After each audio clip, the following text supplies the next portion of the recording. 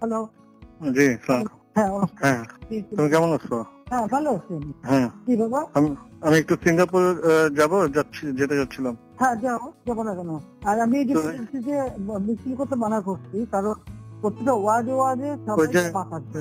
আমি এয়ারপোর্টে চলে আসছি, কিন্তু ওই জিওটা এখনো হয় নাই বলে এখানে ইয়ে করছে না। এই যে জিওটা অ্যাপ্লাই করে দিচ্ছি, কিন্তু হতে হতে তো 11টা-12টা বাজতে পারে, মানে তোমার ওখানে যেতে। তো আমি ইমিগ্রেশনে আসছি, তো কাউকে ইমিগ্রেশনে বলা যাবে নাকি? আমার ফ্লাইট এখনই ছেড়ে দিবে। হ্যাঁ বলা যাবে, আমি দিয়ে দেবো করে। ফাইল পাঠাইছো তো? হ্যাঁ, ফাইল আমার ওই যে প্রণীত মহোদয় পাঠাচ্ছে, ফাইল পাঠাচ্ছে। এই যে ইয়ে আছে এখানে, অফিসার, এখানে অফিসার আছে। হ্যাঁ, বলাই দিতে হবে কাউকে যে উনি সাইফ, উনি ইমিগ্রেশন অফিসার। হ্যাঁ, আমি দিব ফোনটা? না কথা বলবো কেন, আমি আমার অফিসে কবে বলতে পারি বলে। হ্যাঁ, কাকে বলবেন? আপনি আমার সেক্রেটারিকে বললে হবে, সালাউদ্দিন সাহেব। হ্যাঁ।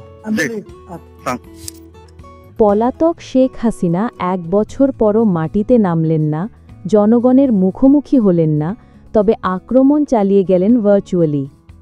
প্রশ্ন উঠছে, এই কি জননেত্রীর দায়িত্বশীলতা? শেখ হাসিনার ভাষণে ছিল একগুচ্ছ হুমকি, পুরনো অভিযোগ আর বিরোধীদের দোষারোপ। কিন্তু প্রশ্ন হচ্ছে, নির্বাচন নিয়ে কোনো জবাব নেই। ডক্টর ইউনূস, সেনাবাহিনী, গণমাধ্যম সবাইকে একহাত নিলেন, অথচ নিজের দলের ভেতরের দুর্নীতি নিয়ে একটাও কথা বললেন না। তিনি দাবি করলেন দেশ উন্নয়নের পথে, কিন্তু সেই উন্নয়ন কি শুধুই ভার্চুয়াল? যেখানে জনগণ নেই, গণতন্ত্র নেই, ভোট নেই, সেখানে কিসের উন্নয়ন? 1 বছর ধরে দেশের বাইরে থেকে ভার্চুয়াল বক্তৃতা দিলেও তিনি দেশে ফিরছেন না কেন?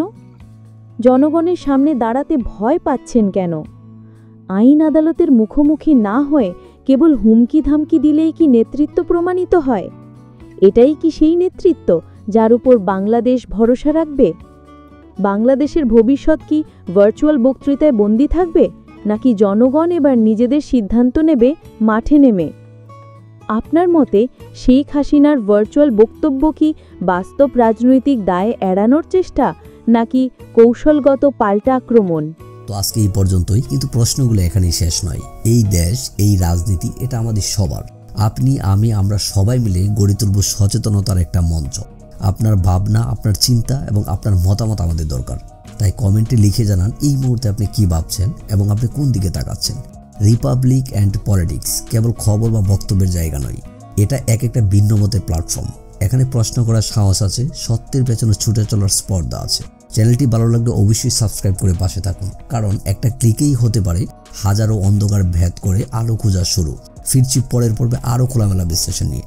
সে পর্যন্ত সবাই ভালো থাকুন, সুস্থ থাকুন। আল্লাহ হাফেজ।